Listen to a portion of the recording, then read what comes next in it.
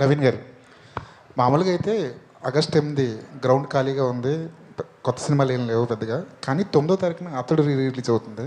ఆ ఫేవర్ చాలా ఎక్కువ ఉంది తెలుగు స్టేట్స్లో. దాని ఎఫెక్ట్ ఈ సినిమా మీద ఏమైనా పడే అవకాశం ఉంది? డెఫినెట్గా అతడు మహేష్ బాబు గారి కెరీర్లో one of the best film అండి. త్రివిక్రమ్ గారు ఆయన కాంబినేషన్లో డెఫినెట్గా మ్యాసివ్గా ఉంటుంది రిలీజ్. బట్ దిస్ ఫిలిం ఇది ఆల్రెడీ కన్నడలో పెద్ద హిట్ అయ్యి, మలయాళంలో పెద్ద హిట్ అయ్యి, వర్డ్ ఆఫ్ మౌత్ బాగా ఉంది. And there is space for 2 films. అంటే కొత్త సినిమా కాదు కదా, so there is space for both films. Naveen గారు, మామూలుగా అయితే ఆగస్ట్ 8 గ్రౌండ్ ఖాళీగా ఉంది. కొత్త సినిమాలు ఏం లేవు పెద్దగా. కానీ 9వ తారీఖున అతడు రిలీజ్ అవుతుంది. ఆ ఫేవర్ చాలా ఎక్కువ ఉంది తెలుగు స్టేట్స్లో. దాని ఎఫెక్ట్ ఈ సినిమా మీద ఏమైనా పడే అవకాశం ఉంది?